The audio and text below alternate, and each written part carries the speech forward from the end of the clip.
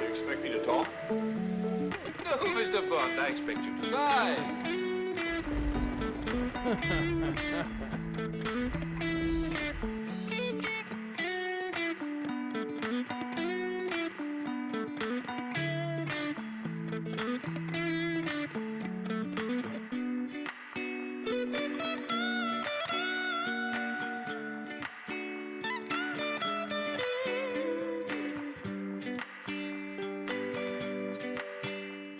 Dear Sony, we've been through a lot together.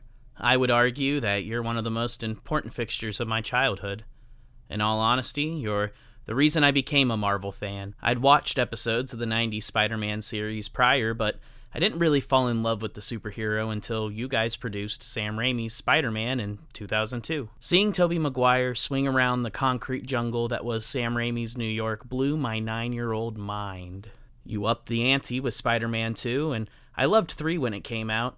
Give me a break, I was a stupid child then, and my opinions have changed quite a bit since then. After Tobey's run as the Webbed Wonder was all wrapped up, the mantle was entrusted to Andrew Garfield in 2012. Needless to say, I had my doubts, but Andrew inevitably won me over. I was actually a really big fan of The Amazing Spider-Man 2 and was really excited about the Sinister Six setup you had going. The future of Sony Spider-Man films was as mysterious as it was exciting. Then you cut ties with Andrew Garfield, effectively ending whatever potential those films had. But hey, ultimately it was worth it, I think.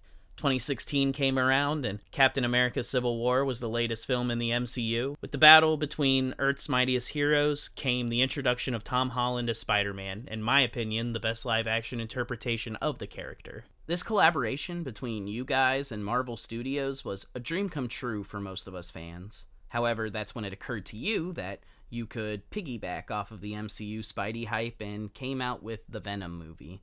Admittedly, you killed it with this film, definitely an improvement from Spider-Man 3 Venom. Like, we're talking Deadpool and the Fox X-Men movies levels of improvement. Tom Hardy did what Topher Grace only wishes he could pull off. It's borderline perfect in my opinion, and it even ended with a Carnage tease for the sequel. Once again, I was excited for what the future could possibly hold for these films. It didn't take long, however, for the cracks to show.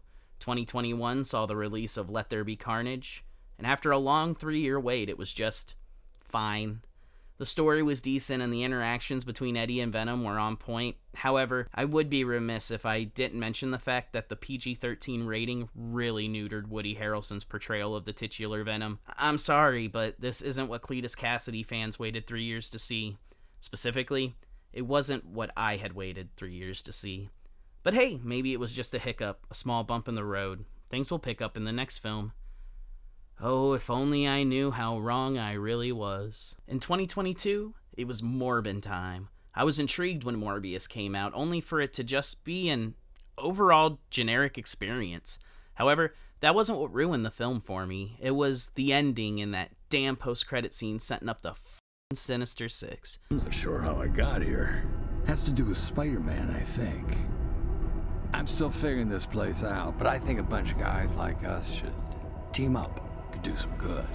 At that point, I was transported back to 2014 and remembered how much promise the ending to The Amazing Spider-Man 2 had.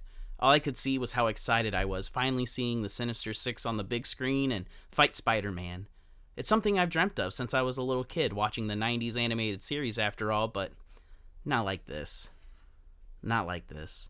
I could honestly forgive most things that Morbius did, but I can't forgive how its post-credit scene seemingly spits all over Andrew's legacy as the web swinger. Now, here we are in 2024, where you have Kraven the Hunter coming out in August, and Madam Web even before that coming just next month. I can already tell by the trailer I saw that I'm not all that excited to see your version of Kraven. The magic you made with Tom Hardy and Venom was sadly not a sign of things to come, it seems. I don't know who that is you have as the protagonist of this movie, but it's definitely not Sergei Kravinoff. That being said, I don't have a whole lot of faith in Madam Web either. How can I with what I've already seen? And this is coming from seemingly the only defender of the MCU here on the internet. I don't like complaining.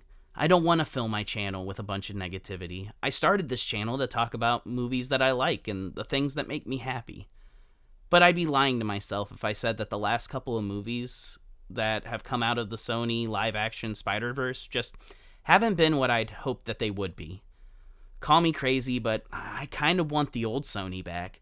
Sure, it wasn't perfect, and maybe this is the nostalgia talking, but it was so much better than what we're getting now. Give us the Amazing Spider-Man 3, and give us the Sinister Six movie we were initially going to get. Those are the movies that I want to see.